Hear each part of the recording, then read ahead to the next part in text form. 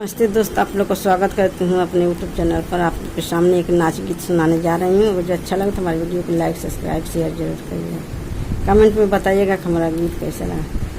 आनी आवे बड़ी जोर पाती गिरे झक जोर, आनी आवे बड़ी जोर पाती गिरे झक जोर, माजा मारे भुजैनिया चैतवा में, माजा मारे भुजैनिया चैतवा में, चैतवा में हो चैतवा में, माजा मारे भुजैनिया चैतवा में, माजा मारे भुजैनिया चैतवा में।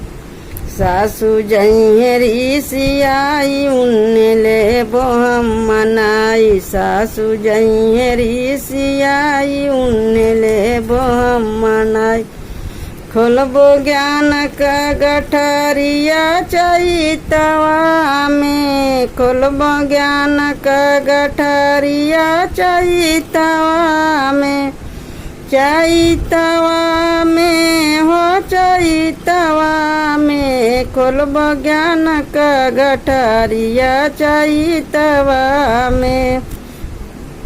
आनी आवे बड़ी जोर पाती गिरे झक जोर, आनी आवे बड़ी जोर पाती गिरे झक जोर, माजा मारे भुजैनिया चैतवा में, चैतवा में हो चैतवा में, माजा मारे भुजैनिया चैतवा में।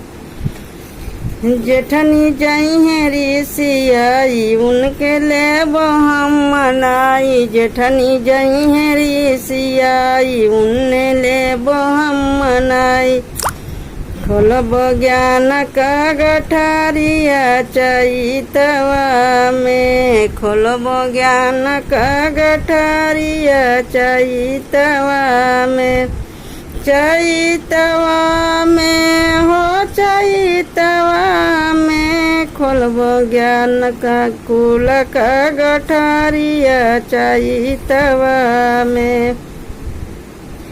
आनी आवे बड़ी जोर पाती गिरे झक जोर, आनी आवे बड़ी जोर पाती गिरे झक जोर, माजा मारे भुजैनिया चैतवा में, माजा मारे भुजैनिया चैतवा में, चैतवा में हो चैतवा में, माजा मारे भुजैनिया चैतवा में, माजा मारे भुजैनिया चैतवा में।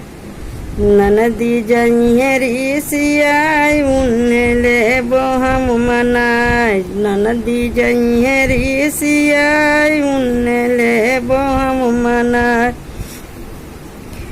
उनका धई देबो गवनावा बैसाखवा में, उनकर धई देबो गवनावा बैसाखवा में, उनकर धई देबो गवनावा बैसाखवा में, उनकर धई देबो गवनावा बैसाखवा में, माजा मारे भुजैनिया चैतवा में, माजा मारे भुजैनिया चैतवा में।